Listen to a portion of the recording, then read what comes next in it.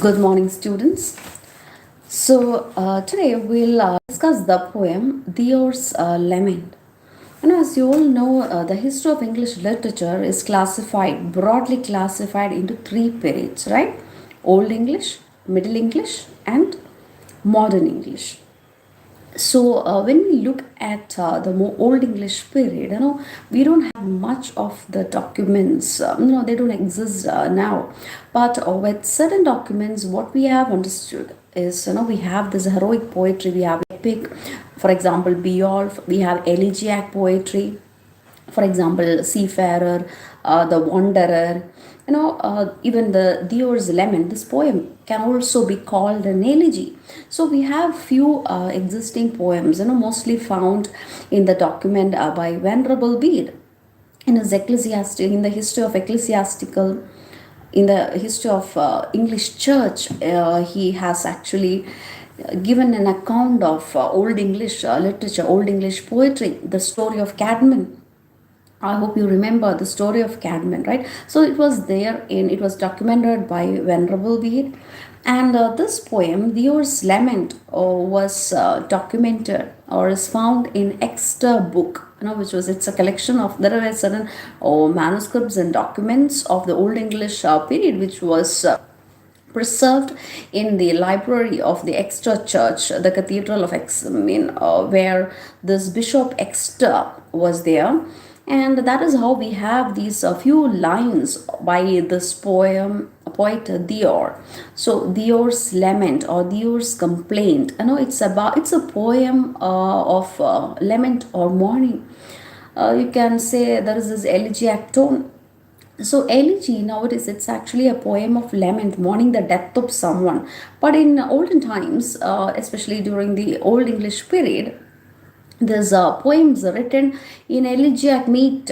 It need not be about some death of a beloved, but poem of some suffering, some woe, some complaint, lament was also called an elegy. So in that sense, we can say that Deor's Lament is also an elegy, like Seafarer, the Wanderer, and so on. So coming to this particular poem, Deor's Lament, what we find is, you have this minstrel, wandering minstrel, a Scop, who was in the court, but he fell from favors, fell from the grace, and he is lamenting the loss of his position. Once he was very popular in the court, he was rich, he was patronized, his patron, his lord, the protector of the warriors. The patron loved him, but now there was another young poet coming up and usurping his position, who is now enjoying all the favors and the riches that he once enjoyed. And he is looking at this situation in his own life. He is lamenting, and he says, and he is trying to console himself. He says, he tries to find consolation in the stories of Greek mythology, not only Greek, in Norse, Nordic myths. He talks about certain kings and certain other people, and says that their sufferings all passed away. It's nothing is permanent. These sufferings, these woes, this distress, it will go away like anything else, like other miseries. This misery will also pass. So he's trying to take some refuge, trying to console himself in this poem.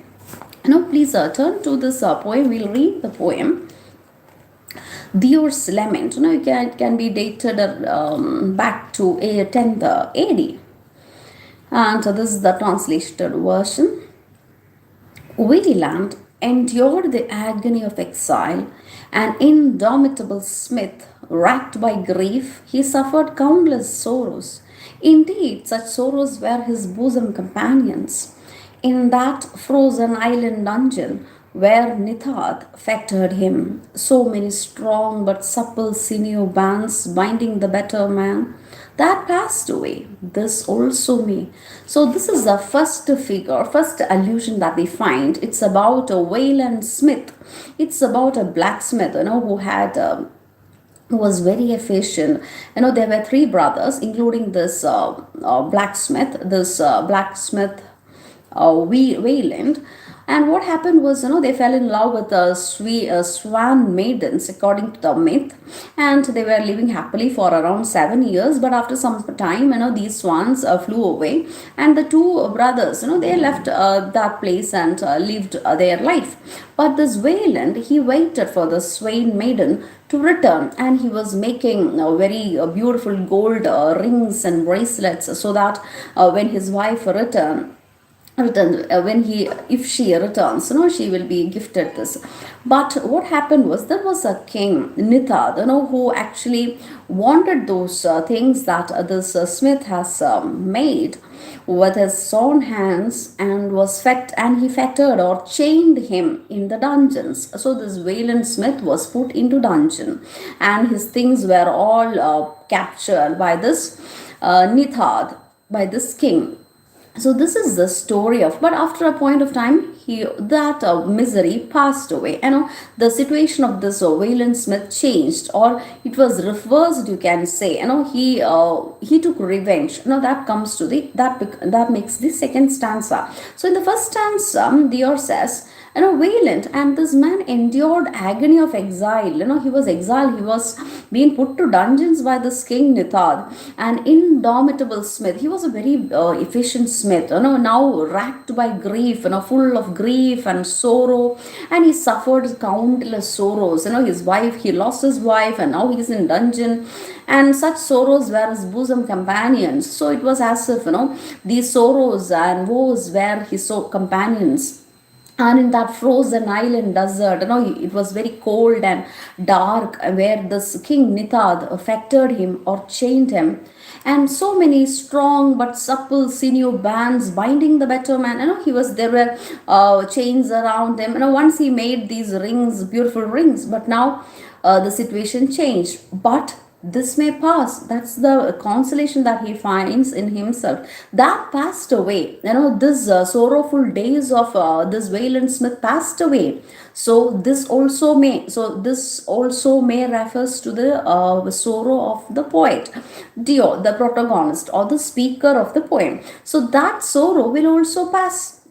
And then he moves on to the second allusion, that is Beowulf mourned her brother's death. So according to this myths, this Wayland Smith, he actually killed the two sons of the king Nithad, and then made this daughter Beowulf is the daughter of that cruel king, and she was made pregnant by Wayland Smith.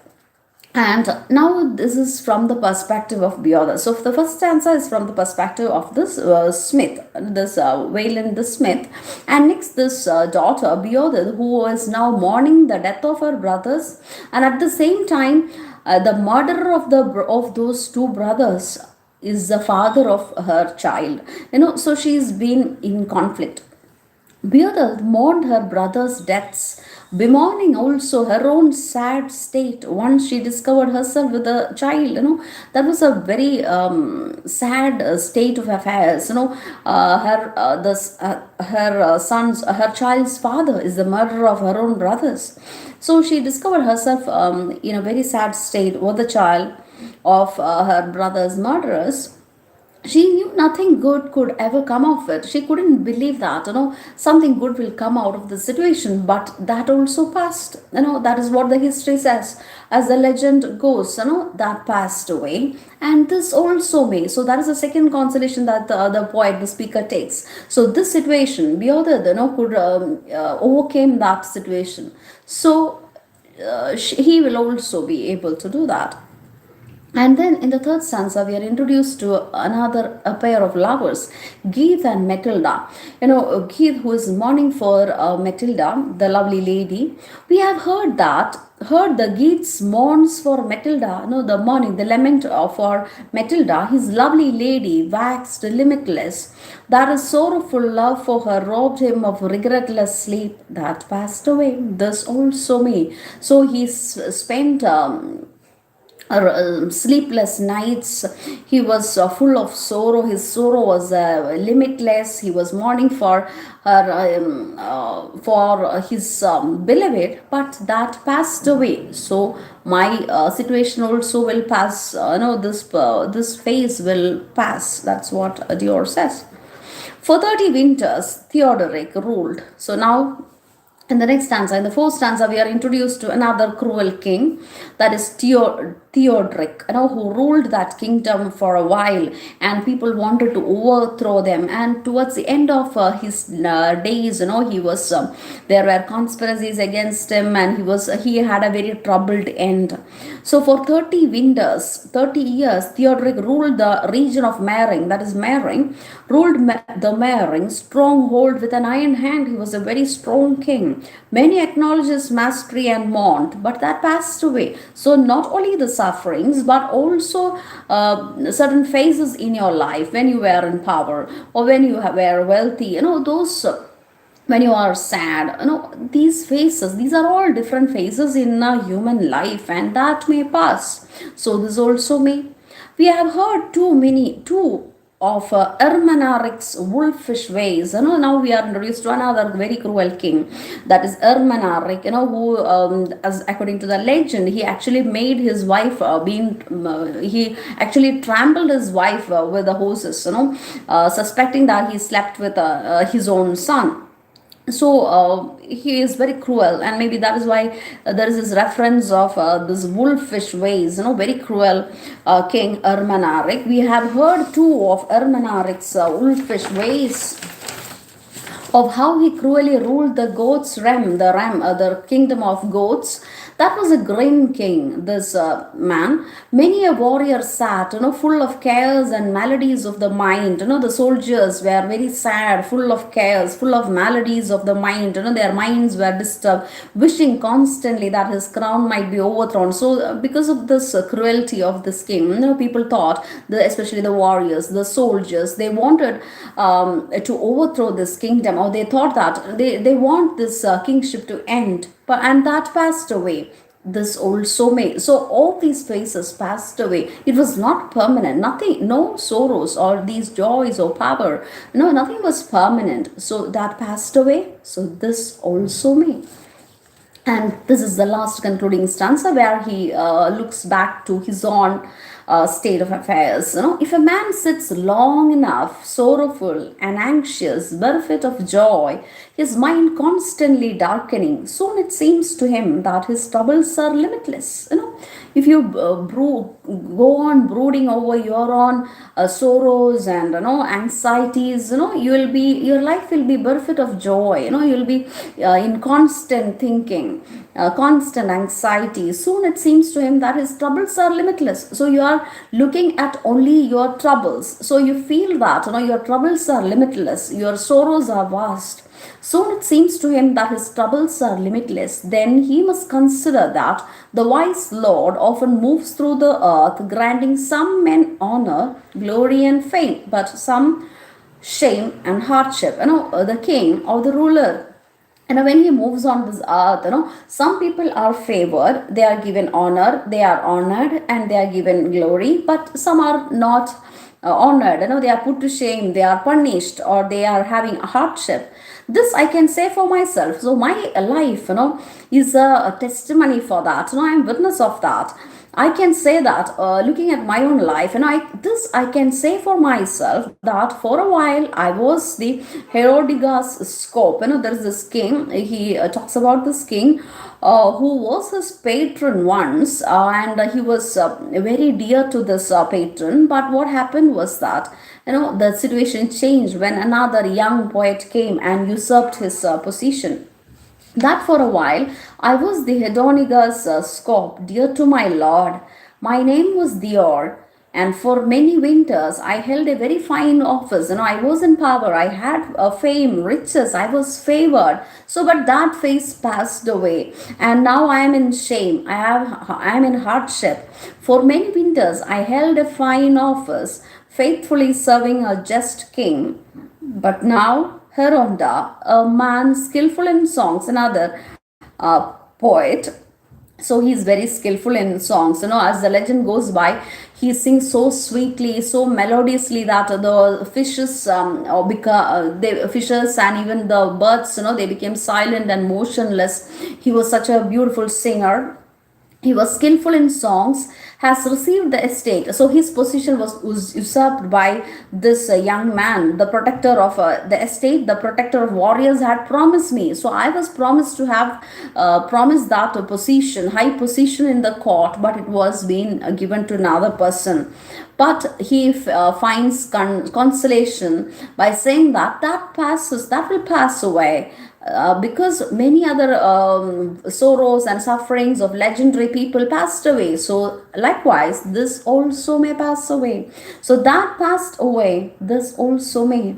So that is how he takes refuge. That this is the final conclusion of the poem. There he says, no state of affairs, nothing. These states of glory, power, riches, it's not permanent. The state, even sorrows, bitterness in your life, it will all change. It's only a matter of time, and it changes. If a man sits long enough, sorrowful and anxious, bereft of joy, his mind constantly darkening, soon it seems to him that his troubles are limitless. Then he must consider that the wise Lord often moves through the earth, granting some men honor, glory, and fame, but others only shame and hardship. This I can say for myself, that for a while I was the head on Iga's scope, dear to my lord. My name was Deor. For many winters I held a fine office, faithfully serving a just king. But now Heronda, a man skillful in songs, has received the estate the protector of warriors had promised me.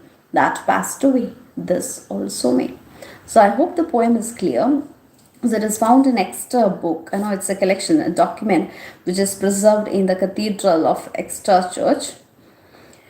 And you find other poems as well, like The Seafarer and Wanderer. This is a very beautiful poem with a strong lyrical appeal. It's about the personal feelings of this speaker. Poet is beautifully expressed, alluding to certain mythological figures, the stories of certain mythical heroes of that time. So I hope the poem is clear to you. So if you have any doubts, you can ask me. Thank you.